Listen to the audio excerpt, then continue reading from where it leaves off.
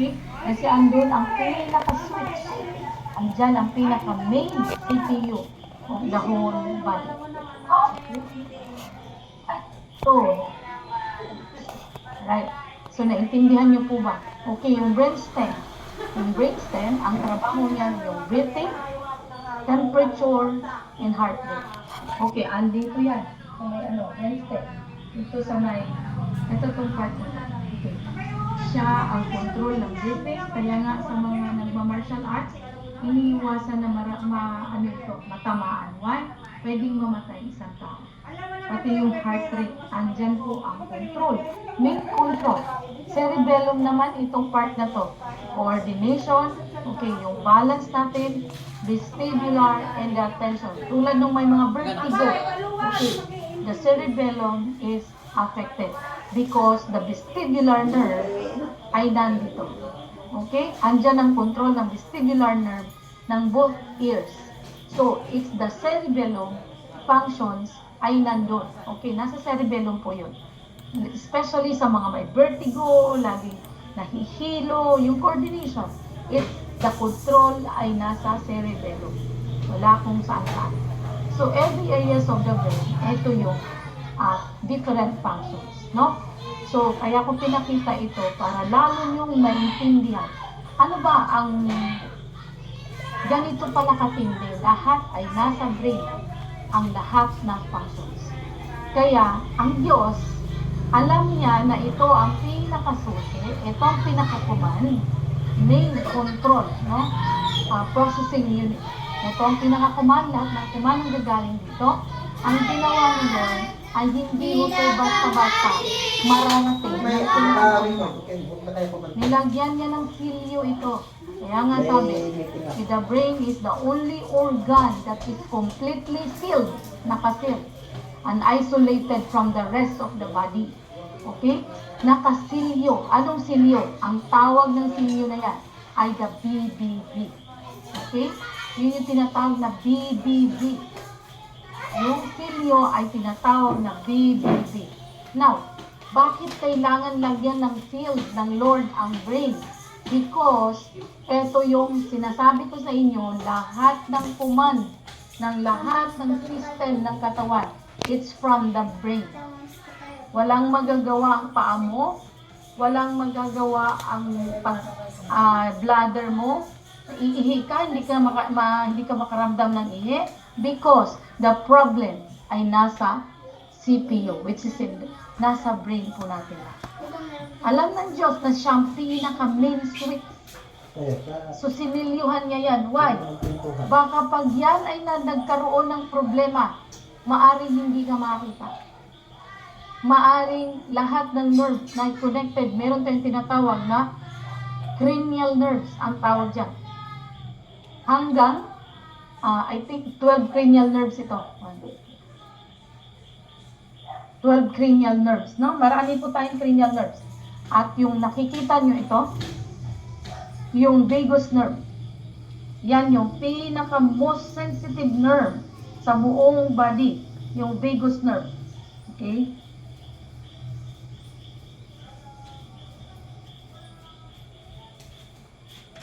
We have 12 cranial nerves. Okay, yan ang tinatawag na from the command center, sa kanya idadaan. Sa cranial nerves, idadaan lahat. Yung command. Ano ang ipapadala ng brain? Through hormones. Okay? Ano ang dadaan sa cranial nerves? Yung hormones. Mga special chemical messenger from the brain. Magpapadala siya, oops, naiihi na siya, puno na yung kanyang bladder. Okay. Na-detect ng brain, oops, puno na ang bladder. Kailangan na niyang umihi. Okay. Now, the brain will send command. Idadaan doon sa cranial nerve. Okay. Which is, etong vagus nerve. Ma-stimulate si vagus nerve through sa hormones. And then, kapag na siya ng hormones, okay, yung tinatawag na adrenal hormones, adrenocorticotropic, mahirap yan, mga hormones. And then, pag nag-release na yan, idadaan kay cranial nerve, which is the cranial nerve number 10. And then, doon na mag-stimulate. Ay, naiihi na ako. See?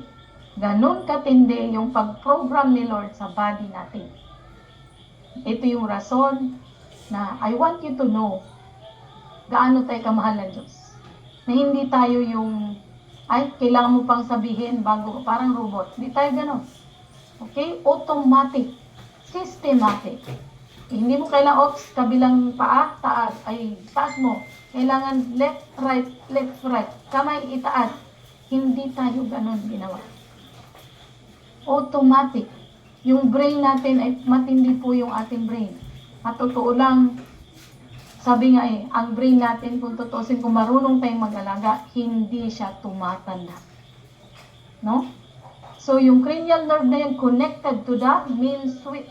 Okay. Now, ito yung gusto kong ipaunawa sa inyo. Okay. Tulad yan, bakit ka nahihirapan huminga? Okay, saan nga saan part ng area ang paghinga? Sa brainstem. Itong brainstem. So, lahat yan ma-activate ng vagus nerve. Kaya, during iihi ka, dudumi ka, lalo na kapag may heart problem ka, na-activate ang vagus nerve. Tandaan niyo yan. Kaya lahat ng may heart problem, kadalasan inaatake sa CR. Why? Kapag sa CR ka, iihi ka, dudumi ka. Yan, iihi ka, dudumi ka. Ma-activate ang vagus nerve through sympathetic. No? Through sympathetic. Meron kasing parasympathetic. Ang parasympathetic, kailangan mong ikuman. Ang parasympathetic, tulad ng dila. Oops, ilabas mo. So, kailangan mo pang ikuman bago siya. Kumbaga, pwede mo siyang i-control. But sympathetic nervous system, automatic. Okay? Now, remember the vagus nerve is the most sensitive. Okay? The most sensitive cranial nerve among 12 cranial nerves. Tandaan nyo, pag may sakit sa puso, kapag may hypertension uncontrolled, please, palaging magsama sa CR. Why? During magdudumi o iihi, na-activate ang vagus nerve, mag-stimulate ang vagus nerve. Kapag umire ang isang pasyente na may sakit sa puso, merong MI or kaya sobrang uncontrolled hypertension, maaring atakihin. Dalawa lang po ang pwedeng mangyari because of the stimulation of the vagus nerve. It's either bumilis ang pintig ng puso or it's either bumagal ang pintig ng puso. That's why, pag bumagal or bumilis, pwede kang magkaroon ng hypoxia. Alright. Or kaya nagkulang yung oxygenation sa ating blood. And then, pag lack of oxygen, pwede kang ma-collapse. So, tandaan niyo yan. Yan yung rationale. Now, kaya ko pinakita sa inyo yan. Walang mangyayaring contraction kay reproductive system. Hindi makakaramdam ng pag-iihi, yung bladder, yung kidney, hindi siya magbibigay ng signal para puno na siya, yung liver. Okay?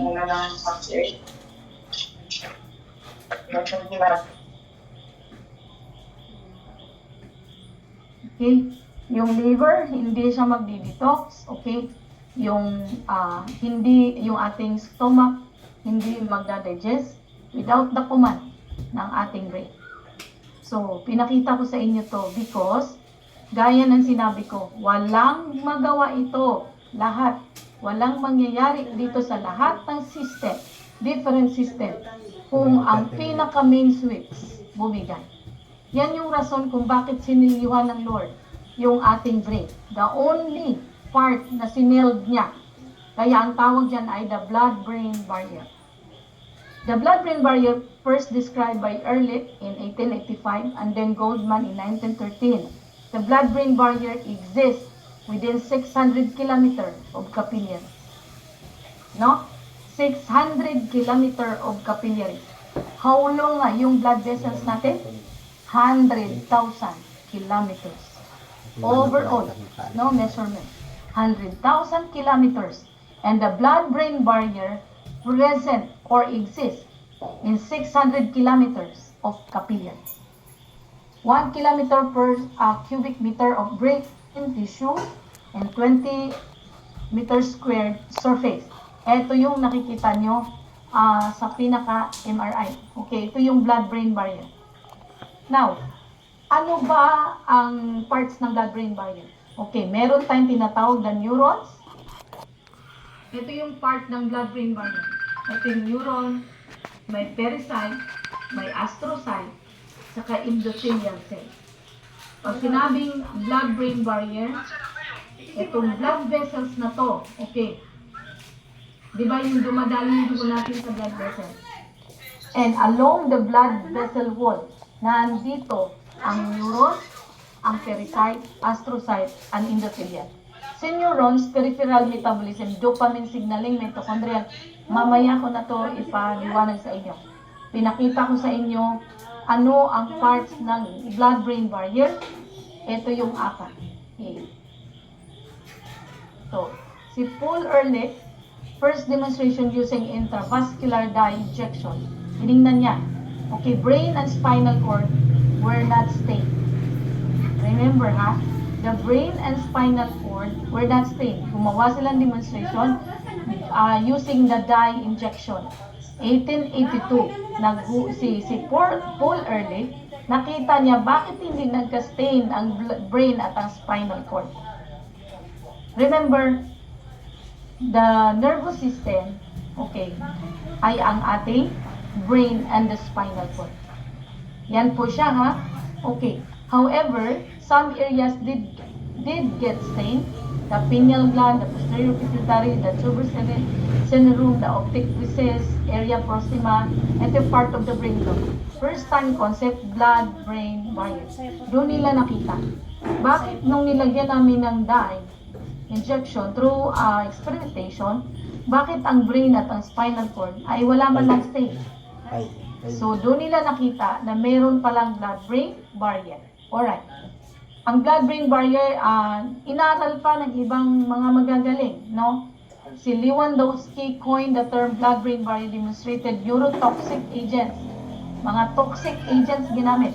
Nakaka-damage ng mga neurons. Okay, affected when directly injected, but not when dito sa cranial nerve cord.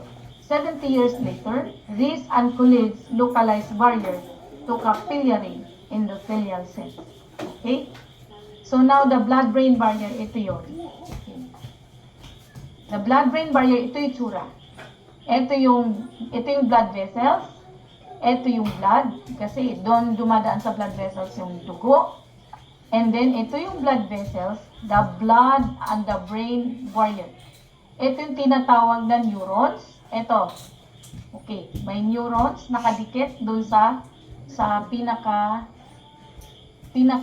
blood vessel wall. Okay. Ito yung neurons, ito yung pericyte, ito yung astrocyte, at ito yung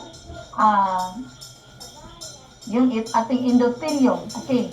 So lahat 'yan ay part ng blood-brain barrier. 'Di ba apat yung parts ng blood-brain barrier? Ito 'yon. The neurons, okay? Ito neurons. The pericyte, the astrocyte, and endothelial cell. Okay. Ano ba ang trabaho ng neurons? Okay. Peripheral metabolism, dopamine signaling, mitochondrial function, synapse density. Hindi ko na lang yan sa inyo to para medyo malalim to. Okay. So, ito yung part, apat ha, the neuron, the pericyte, the astrocyte, and endothelium, endothelial membrane. Okay. Ito yung part, no? Okay. Kung makikita niyo po, ito siya ay part ng ating blood vessel walls, no? So, blood-retinal barrier, wag na natin itong diretso na lang natin. Pinakita ko lang sa inyo ano yung mga parts ng ating blood-brain barrier. Apat, ulitin ko, the neuron, the pericyte, the astrocyte, and then the endothelium. Alright. So, complex system consists of specialized basal membrane, the pericyte, astrocyte, and endothelial cells. Ito yung apat. Ito. So, kung makikita nyo, tingnan nyo. ang ating blood vessels ay meron din po yung layers, no? Meron pong layers ang ating blood vessels. Akala natin ang nipis, no? Hindi siya manipis. Meron pa siyang mga layers, no? And then after the layers, ito yung tinatawag na blood-brain barrier. So, ito yung dugo natin na dumadaloy sa blood vessel walls na may 3 layers ang blood vessel walls. And then, nakadikit dyan ang ating blood-brain barrier. Basal membrane, continuous basal membrane outside the endothelial lining. Ito yun. Sa endothelial lining, ito yung pinaka last layer ng ating last layer ng ating blood vessels andun sa endothelial cell. Ibig sabihin, pag meron diyang bit-bit ang dugo na nakakasama, alam niyang nakakasama sa brain, okay, anong gagawin ng endothelial cell? Siya yung magsisignal kay pericyte, okay, kay pericyte. Sasabihin ni endothelial cell, yung pericyte, actually sa endothelial cell, itatrap niya, okay? Ang trabaho ng endothelial cells, itatrap niya yung harmful component na bit-bit ng dugo. Okay? Itatrap niya kasi yung dugo na yan, may bit-bit na nakaka-harm sa brain. So, the first defense ay yung ating endothelial cell. Itatrap niya yan. Okay. Kung si endothelial cells, hindi niya matrap lahat dahil medyo harmful, siya yung magbibigay signal kay pericyte at si pericyte naman ay mag-extend.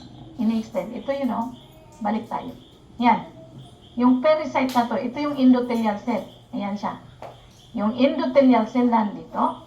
And then, si pericyte, si endothelial cell, sasabihin niya kay pericyte, oops, mag-extend ka. Dahil meron akong hindi na-trap. Okay. Kasi bakit? Si blood-brain barrier matalino. Ang trabaho nila ay tagapag-trap. Sila yung shield. Para yung harmful na bit-bit ng dugo, hindi makarating kay brain. Why? Kapag nakarating yung harmful component kay brain, baka mag-collapse yung pinaka-CPU. Yan yung rason kung bakit siniliwan ng Lord ng blood-brain barrier ang ating brain. Okay?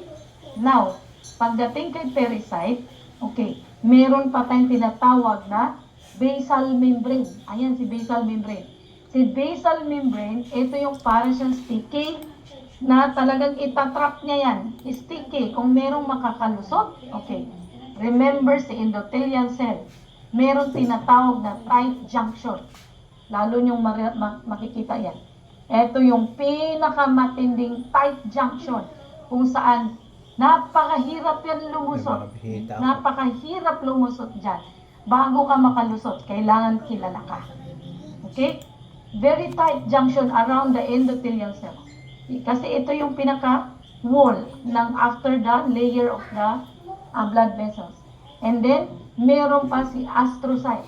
Okay, si astrocyte, ito naman yung pinaka parang galampay. Pag merong nakalusot dito, pak! Para siyang mga galamay, si astrocyte.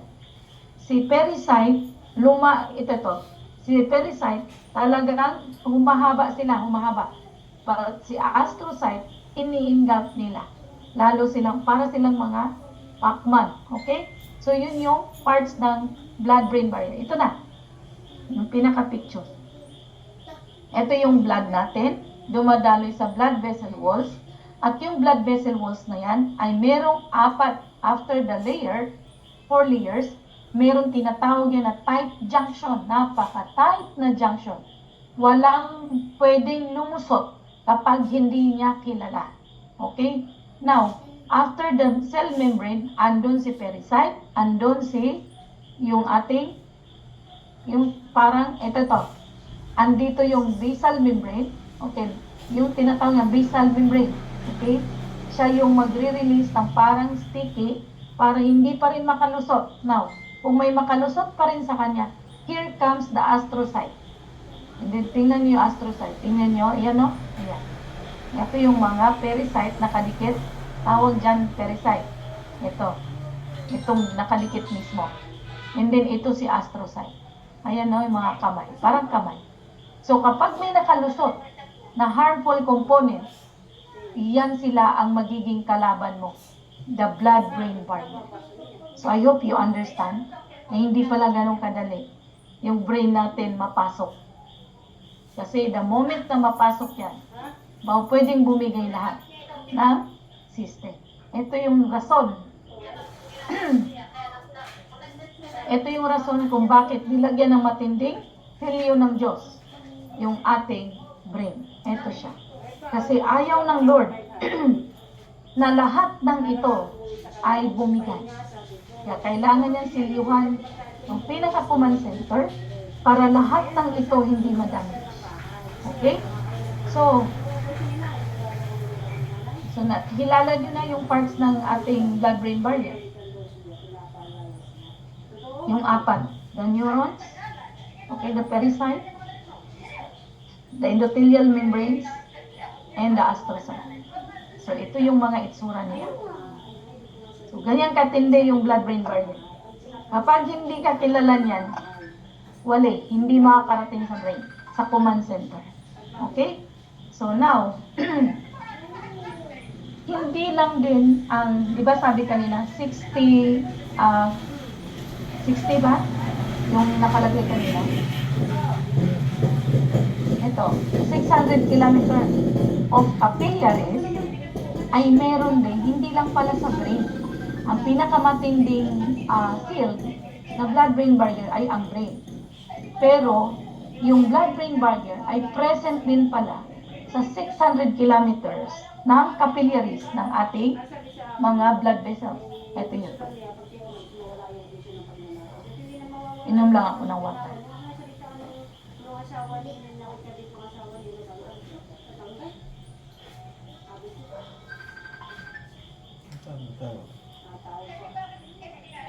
Okay.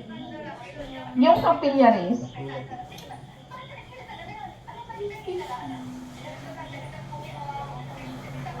ay, in-stop ni Sir Joey yung aking video.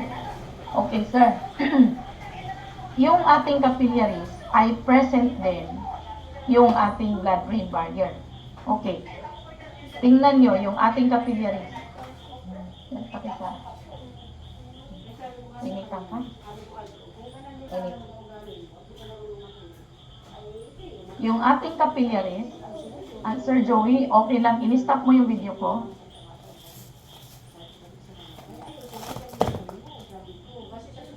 Naka-stop.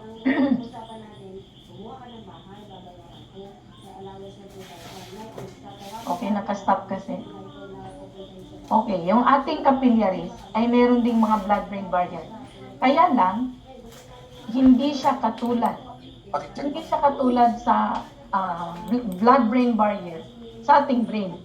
Hindi siya ganon katindi ang na mahigpit. Okay. Hindi siya ganon kahigpit tulad ng higpit ng blood-brain barrier natin. Now, dito, kung makikita nyo, ito yung blood vessel wall natin. Meron yung tight junction, pero hindi siya kasing tight nung sa ating brain. So, papakita ko sa inyo, ito yung mga muscle cells. Siyempre, may mga laman tayo. Andyan yung muscle cells. Okay. The spaces between adjacent endothelial cells, not so tight. Okay, merong gap junctions. Okay, may gap junctions. Yung different sa lower part ng body natin, meron pa rin siyang capillaries, meron pa rin siyang blood-brain barrier, pero hindi kasing tight yung junction, katulad sa junction ng brain. So, kaya nakakapasok pa rin yung mga kinakain natin, nakakarating, bit-bit ng dugo natin, yung mga component ng kinain natin. That's why, malaya niyang mai-deliver yon sa mga muscle cells, sa different systems in the body. Mabilis makapasok. Now, dito, sabi nga, this is the blood in the capillary lumen. Ito yon, kunyari. Ito yung mga muscle cells, kailangan natin kasi pakainin yung muscle cells natin. Ay bit-bit nga ng dugo, okay. We've got free pass. Why bother to go find that narrow gap? Okay? Sabi nung ng mga gas, yung gases like hydrogen, carbon dioxide, whatever gases, no? Water, lipid-soluble substances. Okay, example, the steroids and the fatty acids. Now, sabi nitong gases, water, lipids. Remember, even hydrogen cannot pass through the blood-brain barrier. Okay, dito, sabi niya, we've got free pass. Why bother to go find that narrow gap? Diba? Sabi nitong mga to. Bakit? Meron para tayong way para makapasok tayo. Bakit doon pa tayo sa blood-brain barrier? Hindi tayo makakapasok doon. Okay. The reason why hindi tight ang junction na to because the muscle cells kailangan yung mga component na yon na bitbit ng blood. So masusupply ng blood sa mga cells kasi si blood ang taga-bitbit o anong kailangan ng mga cells.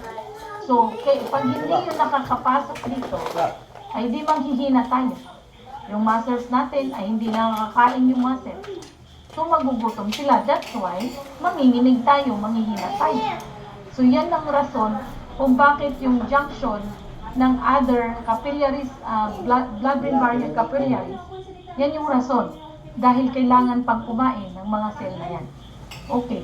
Like for example, yung mga capillaries, the amide, the glucose, amino acids, sodium, chloride, calcium, hydrogen, other small hydrophilic substances. Sabi, I'm bouncing off.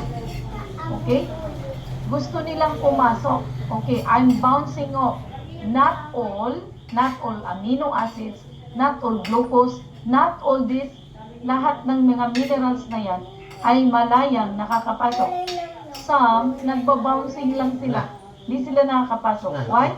Merong kailangan. Okay. Merong prerequisite bago sila nakapasok. Yung iba naman, some amino acids, nakalagay down we go. Nakakapasok sila. Okay. Some amino acids, nakakapasok sila sa capillaries in most tissues. Why? Especially sa muscles. Because these minerals are needed doon sa mga muscle cells. Okay. Kaya sabi niya, it's cool. Nakakapasok sila. Okay? So, kilala sila doon sa mga junctions na yon. So, yun yung ibig sabihin. Other parts, nakakapasok yun. But sa brain, na hindi sila nakakapasok. Alright. Sabi nga niya, too narrow to squeeze through. Yung proteins, okay, tandaan natin. Lahat ng proteins ay hindi gano'ng kadali. Sabi nila, ay kain tayo ng protein kasi source of energy yan. Actually, hindi lahat ng proteins ay nakakapasok direkta papunta sa muscles. Kain ka ng kain ng mga karne, bakit ka pa rin nagugutom? Because the best source of energy is glucose, not the proteins. Remember that. The best source of energy is the glucose from the carbohydrates, not the proteins. Kaya kain ng proteins, magtataka ka, bakit nagugutom pa rin ako? Why? Not all the proteins can go directly inside the muscle cells. Hindi pa rin. Hindi ganun kadali. No, sabi nga niya, too narrow to squeeze through. No worries, sabi niya. There's genting cable car. Kailangan nila ng carrier. Ang proteins na kinain natin, hindi yan basta-bastang nakakapasok sa muscle cells, sa iba't ibang cells ng katawan, without the carrier. At ano kaya yung carrier na yan? Okay, mamaya nyo maintindihan. Hindi lahat ng kinain natin ay directly ma-feed ng blood going to the cells. Tandaan nyo yan. Kaya ko tinuro sa inyo to. Hindi lahat ng isinubo natin na akala natin, ay, so kain natin to para magaling to sa ating makakakain yung cells natin. Kasi the main reason why inom tayo, kain tayo, because we are feeding the cells, the 100 trillion cells. We are feeding the 100 trillion cells. That's the main reason kung bakit tayo kakain, iinom, at kung ano-ano pang ilalagay natin sa katawan. in order to feed the cells. Because this body is made up of 100 trillion of cells. Ang dami nating pakakainin na cells. 100 trillions. At hindi lahat yan ay nakakarating directly towards the cells. Okay? So now, sabi pa dito, capillaries in most tissues. Wow, what a ride! So, kailangan nilang tinatawag na transcytosis or the carrier. Si proteins na kinain natin, kailangan pa niyang divert into smaller, into pinocytosis. Pag sinabi mo from the word pino, okay, into smallest, okay, para makapasok siya papunta kay muscle cells, para makakain siya. Because the protein also is also a source of energy. But again, hindi siya ang pinaka-best source of energy. The glucose from carbohydrate. Okay? So, the proteins needs carrier, which is, meron po tayong kailangan na carrier. Sabi ko nga, si proteins bago makarating sa cells natin, ay meron siyang kailangan na carrier. Okay? Kumbaga may kailangan ng bodyguard. Okay, so, the blood-brain barrier, blood in the BBB, some drugs and peptides cannot get in through the muscle cells or different cells in the body. Not all drugs or some drugs and other peptides can get in doon sa cells natin. Sabi, they sneak in, I'm driving them out. Okay, sabi ng blood-brain barrier, they sneak in, but I'm driving them out. Why?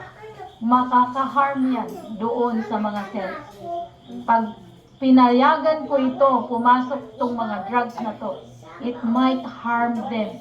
Instead na nutrients, instead na glucose, source of energy, instead na source of amino acids, iba ang ipinasok mo. Iba ang bitbit ng dugo mo. Hindi yun need ng mga cells. Lalasunin natin yung mga cells. Lalagyan pahihinain natin sila. That's why, alam ng blood-brain barrier na nakakasama yon sa mga cells natin. That's why, binablock nila yon. Okay? Fourth process of astrocyte. Ito yung sinasabi ko sa inyo. Ito yung tight junction. Ito yung blood. Ito kunyari blood. Ito yung blood. Ito yung part ng blood-brain barrier. Ito yung pinaka-tight junction. Endothelial membrane. Sobrang, hindi to gaano ka-tight. Kasi sa ano to? Capillaries. No? Another 600 km capillaries. Hindi siya ganun ka-tight. But, pag alam niyang masama itong bit-bit ng dugo, some drugs and peptides, nag-i-extend ang foot ng astrocyte. Hinaharang nila para pag may nakalusot dito sa kanila, hindi makakalusot. Alam ng blood-brain barrier na ma-harm yung mga cell. Bakit kailangan i-protect ang cell? Nandun ang nucleus na bit-bit ang DNA. Bakit kailangan i-protektahan ng cells? Because the cells, siya ang nagre-restore, siya ang nagre-repair, siya ang nagde-develop. Paano sila makadevelop? Paano sila mag-heal? Paano sila mag-regenerate? Paano sila makapag-repair kung sila na-damage? That's why the blood-brain barrier haharangan yan. Yung mga paa ng astrocyte ay talaga namang mag-i-extend, magdidikit-dikit yan sila in order to trap some drugs that can harm the cell. Okay? So, yun yung ginagawa ng blood-brain barrier. So, sa other parts pa lang to, sa capillaries pa to, wala pa tayo sa brain. Okay? Ito yung sa katawan pa lang natin. Kala natin brain lang ang protect. Lahat ng cells natin will protect ni Lord. Why? Inside the cell, andun ang nucleus, andun ang DNA. Ang DNA is the blueprint of God. Okay, yun ang blueprint ng God sa buhay natin. That's why we need to protect the cell. Dahil ang cell ang nagre-repair sa mga na-damaged organ, si cell ang nagre-restore, nagre-regenerate, at nagde-develop para hindi ma-damage ang isang system. Okay. The blood-brain barrier is protective network of blood vessels and cells that filters blood flowing to the brain. Sa brain na tayo. This barrier makes it hard for some substances. Diba? Yung apat na parts ng blood-brain barrier, such as anti-cancer drugs, cannot pass through to enter the brain. It prevents many chemotherapy drugs from reaching the brain tumor cells in large enough amounts to destroy them. Yan ang rason na not all chemotherapy drugs, not all cancer drugs can get through the brain. Why? Gaya ng sinabi ko, pinrotektahan, siniliwan ng Diyos ang brain. Why? Andun ang pinaka-command center. Pag nakapasok itong harmful cancer drugs, it might collapse. So, matindi po talaga ang ginagawa sa atin. What is the blood-brain barrier? Physical, chemical, and metabolic barrier. The blood-brain barrier is restricted for some compounds owing to efflux mechanism, absence of formation, and limited pinocytosis. Its role is to protect the brain against overexposure and toxins. The blood-brain barrier, or the BBB, segregates the circulating blood from interstitial fluid in the brain. Meron kasi tawag tinatawag na ISF, interstitial fluid, or the CSF, cerebrospinal fluid. Si blood at ang interstitial fluid, sinisegregate din yan ng blood-brain barrier. Grabe katalino. Okay? And restricts drug permeability into the brain. So, hindi lahat ng iniinom natin, even gamot, ay nakakarating sa brain. The blood-brain barrier segregates the circulating blood from interstitial fluid in the brain and restrict drug permeability into the brain. The tight junctions, ito yun, composed of dimer subunits, transmembrane. Ito na yung sa blood-brain barrier na, sa brain na ito. Okay. Yung tinatawag sa endothelial membrane na tight junctions. Ito yung may tinatawag na subunits.